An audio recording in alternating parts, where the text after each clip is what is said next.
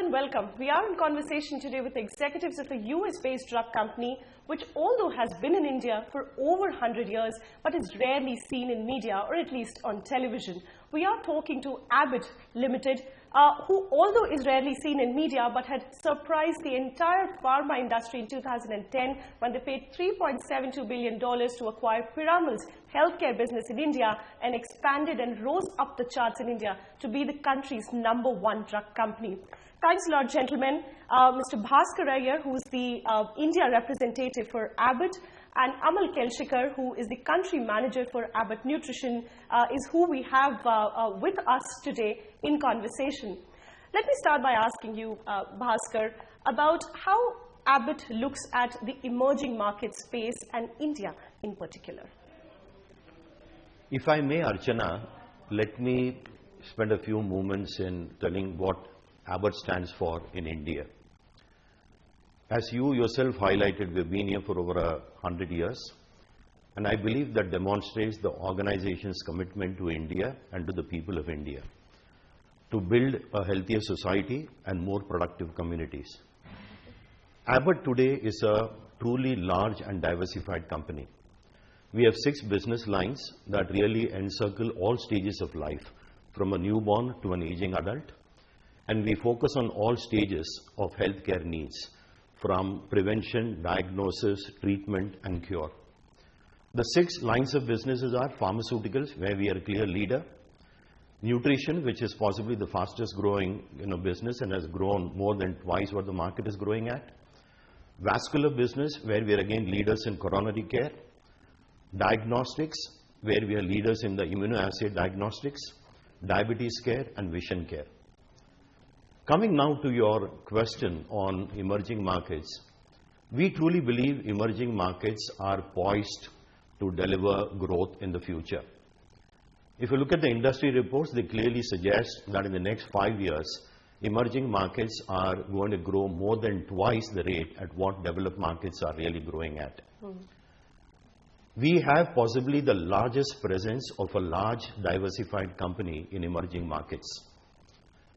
More than 70% of our total global sales come from market outside the US, and more importantly, close to 50% comes from emerging markets. So that clearly demonstrates the organization's commitment and how we want to continue to invest and strengthen our presence. Even in 2014, my division, the established pharmaceuticals division, has made some very strategic and substantive investments in emerging markets. We have acquired a Chilean company called CFR, which has really helped increase our footprint in Latin America, a very vibrant emerging market; Veropharm in Russia, which gives us presence in new therapy areas and a better manufacturing footprint. So these are investments that show Abbott's commitment and how we depend on emerging markets to drive growth. So if we talk about the hierarchy in terms of emerging markets, where does India stack up for Abbott? Let me quote verbatim my global CEO and chairman, Miles White. India is an investment priority. India is fundamentally important to the future. I think that very strongly demonstrates where India stands among emerging markets. This year, we would have a turnover upward of $900 million US, and all of us take pride in the fact that we are in the top 5 countries globally in terms of sales contribution to our global sales. In India, we possibly have the largest operation. We have 14,000 employees, which is approximately 20% of the global workforce. So this clearly shows that India is a priority country for Abbott, and it also gets demonstrated if you look at different initiatives. Take people. We invest disproportionately in building capability of our people. When you come to products, I think it's a continuous journey of how do we strengthen our portfolio through innovative products, through products that really bring in revolutionary technology into India. And India has always been a pilot country. We launch our cutting edge products in India, nearly, they are amongst the first markets where we, launch it. We have a strong commitment to innovation. We have an R&D center for nutrition in Bangalore.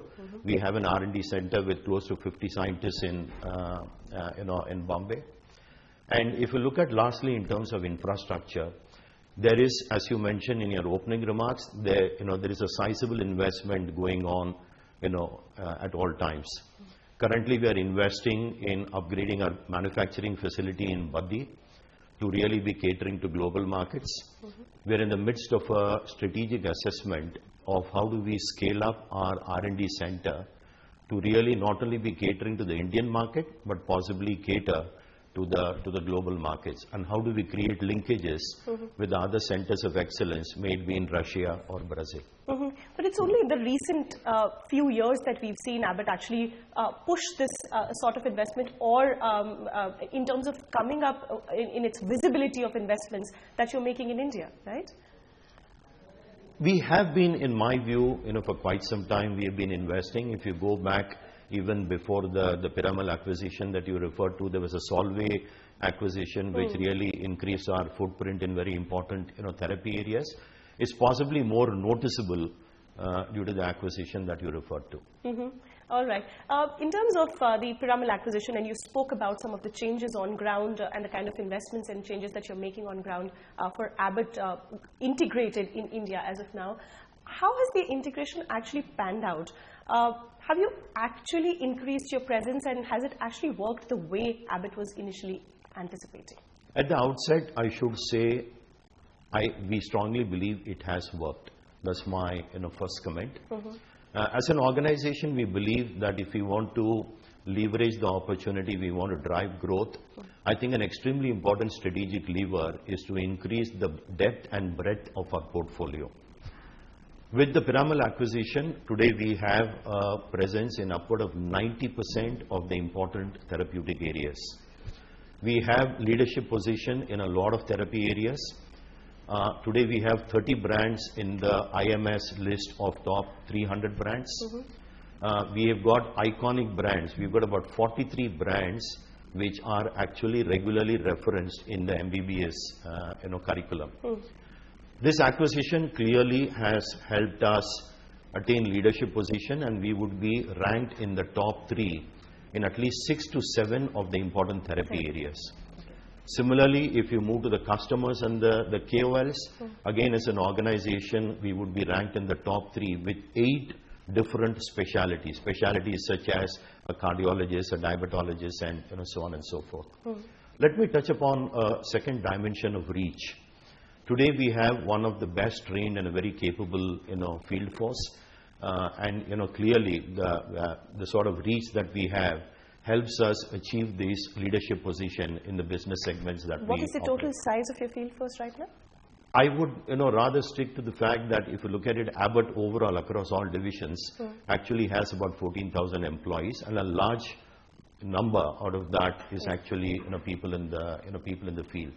Coming to reach, we possibly are one of few organizations which also has a very good marketing and distribution penetration in extra urban India through an entity called TrueCare. If I move to the manufacturing domain, this acquisition gave us a very good asset in Baddi, which is possibly the largest formulation manufacturing plant in India, with a very capable team there. We also have, through this acquisition, an R&D capability, as I mentioned earlier, with a pool of 50 scientists who really help deliver new differentiated products, platform technologies, delivery systems, so that we are able to launch differentiated products in a market which intrinsically has a very high competitive intensity. And it's this Baddi facility that you're expanding right now, you said, in terms of capacities. That's right. We in recent times we hear the Prime Minister referring to a Make in India theme. This is, I think, a philosophy which has resonated with Abbott for a long time. That's something that we strongly believe in. The fact that we are sitting here today in Jagadia, with the inauguration of a greenfield nutrition plant, once again demonstrates a long-term, commitment. While in Baddi, we are now actually moving from make in India for India to make in India even for global markets. So in the coming months, we would also be catering to a few important emerging markets on the global front. So in terms of the investments that you're making in that plant to expand capacity so that you can cater to other global markets as well, what are the kind of investments there? And in terms of capacities, how much would it go up to? And in terms of percentage of your global requirements, how much could be sourced from India? I may not be in a position to answer that very precisely. I'm not really very familiar with the details. And the reason for that is this is an investment that's been going on for some time.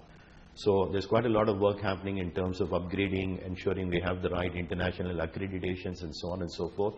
So we are, I would say we are in the midst of the whole, process, and it will take some time before we, get the right capability and the scale to cater to global markets. So currently you have 3 manufacturing facilities in India, and you're expanding the one at Baddi, or you're expanding all of them to cater to the global markets? I'm just trying to understand which is where the focus lies. I should, a minor correction. We actually, in pharmaceuticals, we have 2 of our own factories, one in Baddi and one in, Goa, which contributes to roughly 50% of our domestic turnover. The investments right now of trying to cater to global markets is really happening in Baddi. And in the Piramal acquisition, there were no unhappy surprises that you came across? Nothing that comes to mind, I would say. Like I said. No glitches per se? Not really. Nothing, which top of the mind comes, which, strikes me. But I think there have been, if you look at it in the past few months and years, there have been glitches in the environment, GDP growth got a little sluggish and so on and so forth. But I would say nothing really that comes to mind. Fair enough. You say that you've gained a lot in terms of what you wanted from the Piramal acquisition, and most of it has come. But when we talk to a lot of analysts, they say that possibly in terms of growth, it's not helping Abbott the way it was earlier anticipated and it was envisioned. You had said you would be growing somewhere around 20 to 22% with Piramal and the entire integration. But in the last 2 to 3 years' time, we've seen you growing around 9 to 10 to 12% of growth. Where is it that there is this, which is bringing in this gap? We have, I would say, broadly, in most years, we've been growing ahead of the market. Clearly, if we talk about this year itself, the pharmaceutical division is growing much faster than what the market is growing at. More important, the whole team is really focused from here. As you mentioned, there have been a lot of investments in recent time, and I reiterated there are investments in people, in portfolio, in innovation, and so on. And I think our strategic intent is to accelerate a growth, going forward. So we are broadly, okay from a strategic sense as to what it has delivered. We have delivered ahead of what the market is growing at, as I mentioned, even this year. And clearly, if anything, we will further accelerate our growth from here. The other focus area for the company, and you've been one of the oldest in that space also, is nutrition. That's right. We are here for the inauguration of your Greenfield facility. Very exciting. In terms of Abbott's push here in nutrition, obviously setting up a Greenfield facility does say a lot. But in terms of how do you see it pan out in the next few years with this facility contributing to the Indian market? So, a first statement that I would like to make on this entire nutrition market, it's a market which is not really well understood for various reasons. Because one is in infancy state, and more I see it's kind of evolving and evolving for some very right reasons. Now, if you try to understand the Indian, the people in the different life stages, so you take children, their growth and development, as we always hear, is impacted. Malnutrition plays an important role. Right. You take active adults. They lose 8% of their muscle mass after the age of 40 every 10 years. So that impacts your strength, that impacts your mobility. You take a role of nutrition in hospital care. A patient who is malnourished, his recovery is actually much slower, and this is proven. And the other clear area that we all know of is role of nutrition in critical diseases. You take diseases like diabetes, which is high prevalence rate in India. The first thing that a doctor will tell you when you go to, he will say diet and exercise.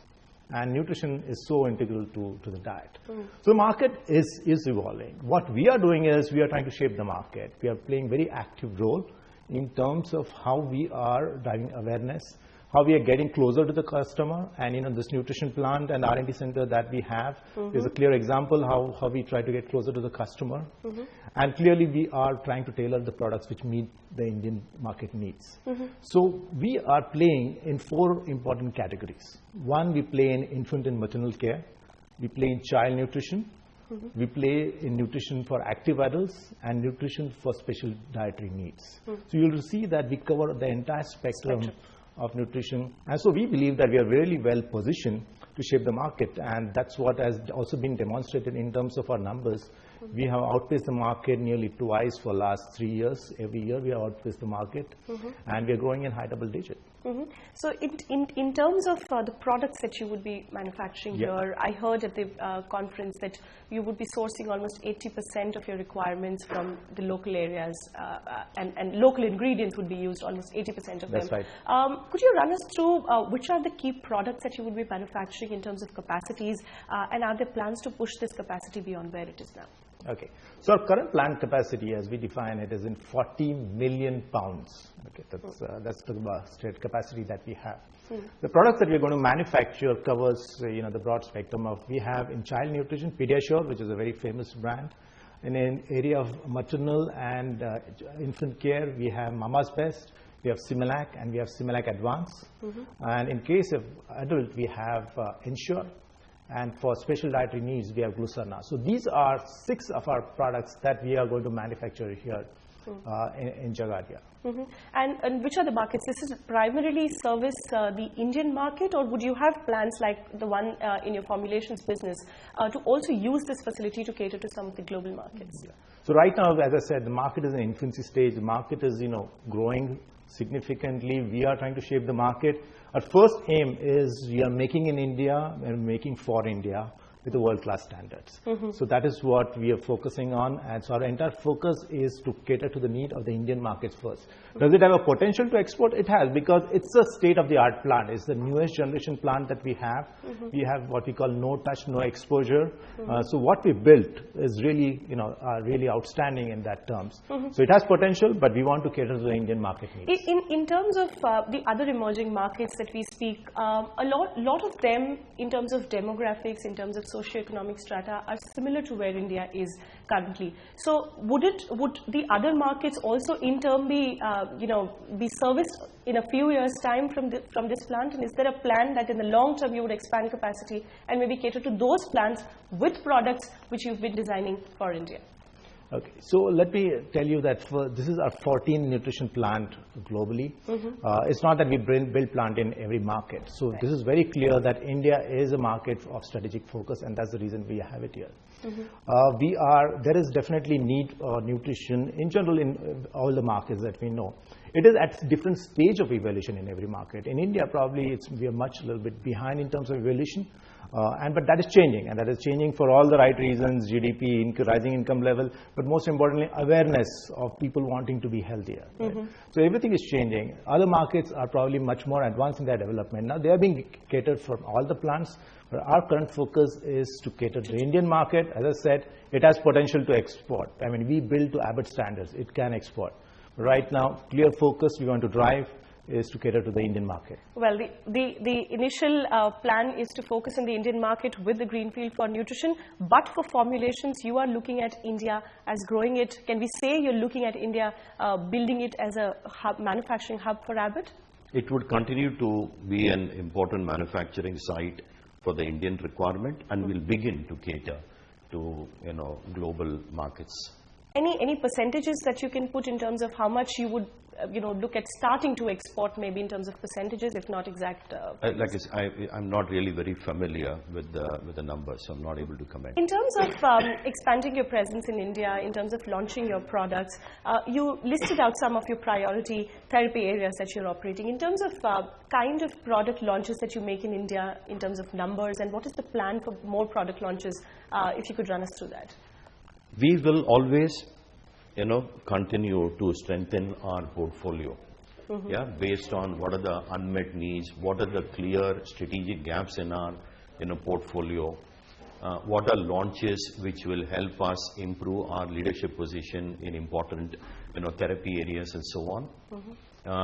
The R&D center will continue to deliver, if anything, at an accelerated pace, products which are differentiated, products which are new, platform technologies which really once again adds value both to the doctor and to the patient and so on. We also get into in-licensing deals where we bring in products from either national or global partners. But as I said, strengthening our portfolio in a strategic sense, would continue to be a matter of focus. Diabetes is one area where you're quite strong. We've seen a lot of competition building in the diabetes space in Indian market, and also it's a market which has a huge potential for that therapy area. How do you see Abbott positioned there, and what sort of product launches or strategies in diabetes are you putting in place to keep ahead of the competition? If you look at the prevalence, if you look at the number of people who suffer from diabetes today, we talk about 61 million people. More importantly, there are 77 million people who are actually what we call in a pre-diabetic phase. Now, that's a very concerning number. And Abbott, I think, is one organization which truly and meaningfully makes a difference both to the KOL and to the people who suffer from diabetes. Let me share with you in a minute, and we make this impact across multiple divisions. We've got a diagnostics division which helps with the diagnosis. Pharmaceutical division helps in terms of treatment. We have got a division called diabetes care which helps with glucose monitoring devices, which helps both the KOL and the patient. And we have nutrition, which provides science-based nutritional supplement for patients with diabetes through a brand called Glucerna SR. So if you look at it, we really at all stages, we really make a difference to people.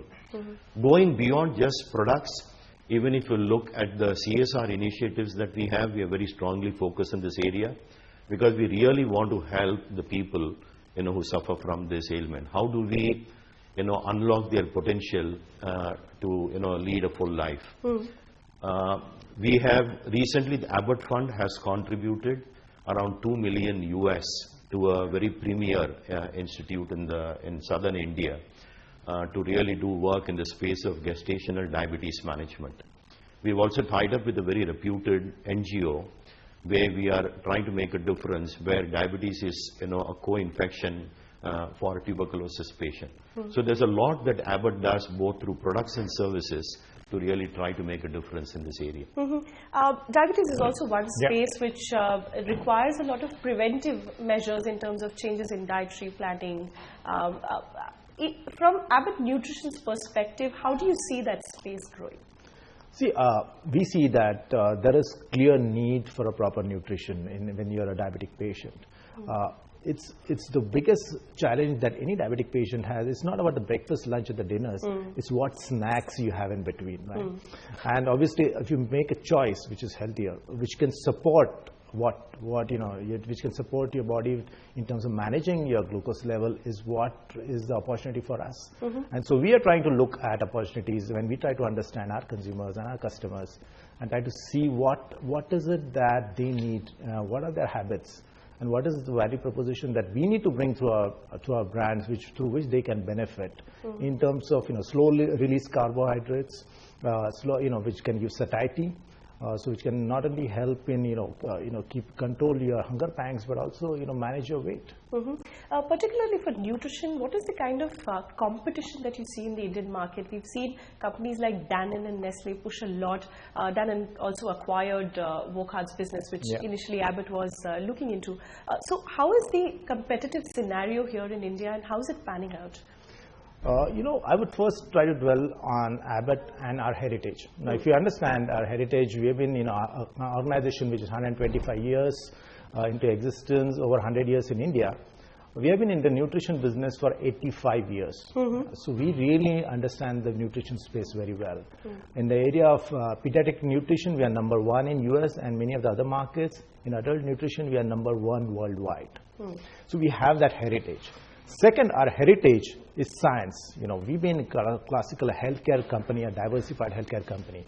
And so we have leveraged science for the benefit, to drive that value proposition in our products. And the third clear benefit in our product is we have clinically proven outcomes with our product.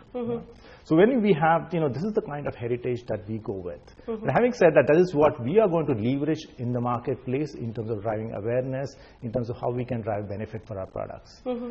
I mentioned earlier that the market is really in infancy state. So it's not really a question of the competition. The competition is really how we can shape the market, how can we drive more awareness in the marketplace, how can we drive these benefits to driving healthier societies. You had said that the nutrition market is still maturing. It's not a matured market in India. But are there any figures in terms of how large the market is and maybe what's the kind of market share that Abbott Nutrition has?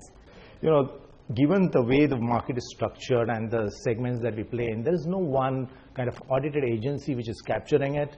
We had to pull it, if I had to really define the structure and pull it in terms of, vitamins and minerals, supplements, health food drinks, take other categories of nutrition and allied products. We put together what we find in audited agencies, the market is defined around 5,100 crores, growing at 11%. But remember, this is a market which is in infancy stage, so I'm not very sure whether the entire data is being captured, but this is what the published data is. And hence, it's very always difficult to calculate our market share in that segment. For us, it's really about increasing awareness, increasing our reach, getting closer to the customer, and driving penetration for our product, which is the focus. In terms of the pharmaceutical market in India, you're currently the #1 player with a large 7% or so market share. But we've seen a lot of changes on ground, especially the biggest one was Sun Pharma's acquisition of Ranbaxy, which has toppled the chart again. They have risen up to be the #1 with 9.2% market share, which is something, and a big lead. How do you see the Indian market now positioning or repositioning, companies repositioning themselves in this market, changes in strategies and policies that as a company you would want to take to steer ahead in this competitive market? I don't believe there needs to be or there would be a dramatic change in strategy. Let me take, in our case, we would extremely strongly focus on growing our existing portfolio organically. Yeah, we've got a great portfolio. We are present in all the important therapy areas. We have iconic brands. So how do we invest in brand building? How do we operate, in a consumer-centric manner and, really grow our brand even faster? How do we keep strengthening our portfolio?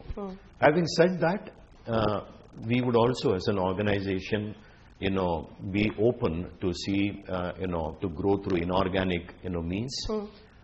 But it needs to have a very compelling strategic rationale to do so. So you're open to acquisitions even beyond this? I would say so. And also it needs to make sound financial sense. But I again reiterate, I think the main focus right now is how do we really grow the portfolio that we have. So we don't have a challenge. We have adequate breadth and depth in our portfolio. We've got great brands. A lot of them are household names. So we will do that, but we remain open to see what is it we can. How do you look at this Ranbaxy Sun Pharma acquisition? What's your view on that? Because this is something that has surprised a lot more people than what even the Abbott Pyramal deal did. I possibly wouldn't, like to comment. I do have my own view, but more importantly, since the deal has happened, I think it's got, reported by different people and different, media. Yeah, I believe it would clearly make a big difference for them in the U.S. market, and it also, helps them consolidate their position in different therapy areas in India. A lot of Indian companies are also on the block right now. There has been a buzz that possibly Cipla is talking to multiple multinationals. Maybe Wokhard is also speaking. Would you be open to looking at some of these large Indian companies, or would you want to? See, #1, I would not like to comment for the simple thing. It would be speculative, in nature. At least we are not aware of any such thing. But I still come back, to my main point. I think the main driver for us in terms of growth, in the coming years is really one, focusing strongly in how to grow it organically. And we would look at it as and when it comes up. But right now it's completely speculative in my view. One comment I wanted to take from you on the policy framework in India. A lot is spoken about, especially multinationals have pulled up the Indian government in terms of intellectual property rights, also in terms of pricing. And pricing is one issue, is a debate which is ongoing right now. How do you see the policy framework, and what do you expect from the Indian government in terms of engagement and dialogues? Let me take it on two dimensions as you have framed the question. IPR. Today, Abbott and the established pharmaceuticals division operates in the branded generic domain, and therefore we see no challenges, with the IPR, policy. We are differently placed. We have a portfolio which is very aligned to the needs of emerging markets, and therefore we really don't see a challenge there. In terms of pricing, I think before I comment anything, I still truly believe that this has been and will continue to be a sunrise industry. Okay? With all the changes that we talk about and everything that we read in the press, the fact is the market is growing quite healthily in double digits even in the year 2014. For us, any policy in the healthcare space has to really benefit the patients and has got to improve access.